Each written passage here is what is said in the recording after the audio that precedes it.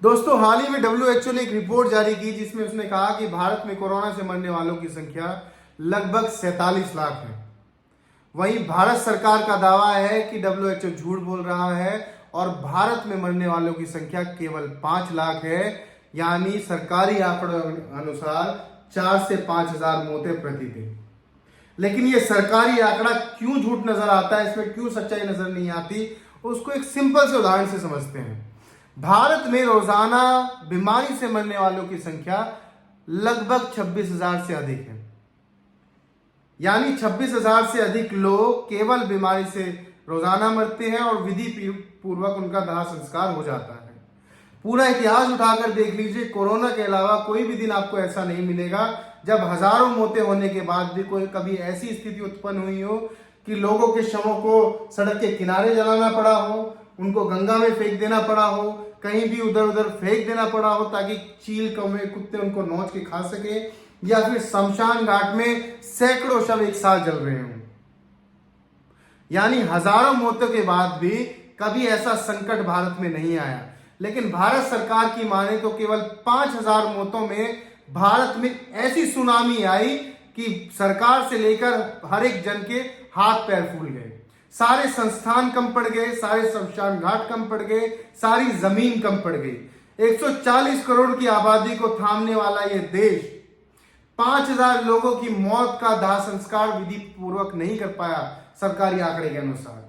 तो क्या ये आंकड़े आपको नहीं लगता कि 26,000 से अधिक मौतें जब केवल बीमारी से भारत में हो जाती हैं और हजारों मौतें ऐसी हैं जो किसी दुर्घटना से, सड़क दुर्घटना या किसी आपराधिक गतिविधि के चलते रोजाना हो जाती है, फिर भी उनका विधि पूर्वक दाह संस्कार हो जाता है, ऐसे में क्या 5,000 लोगों का विधि पूर्वक दाह संस्कार नहीं हो सकता?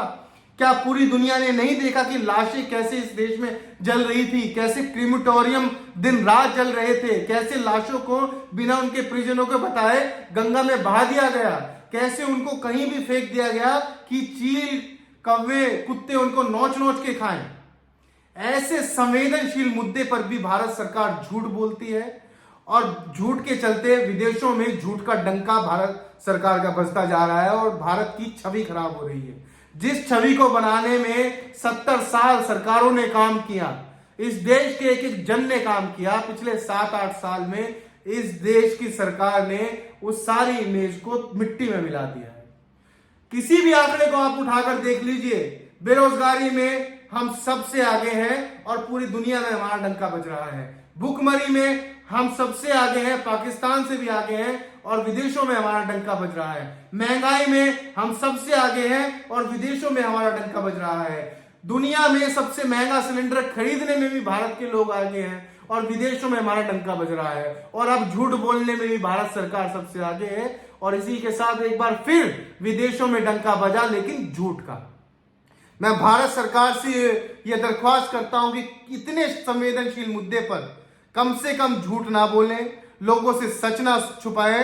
उन्होंने अपने प्रियजनों को खोया है, अपने प्यारों को खोया है, अपने परिवार वालों को खोया है। उनके दर्द के साथ मजाक मत कीजिए, उनका माखौल मत उड़ाइए, उनकी फीलिंग्स की कदर कीजिए, क्योंकि उन्होंने बड़ी उम्मीदों के साथ आपको देश में जिताकर सत्ता सौंपी थी। इसलिए नहीं सौंपी थी ताकि आप उनके परिजनों की मौत पर हंसें, उनका मजाक उड़ाएं और उनको जब वो जीवित थे उनसे वोट लेकर मरने के बाद उनको मरने का अधिकार भी ना दें।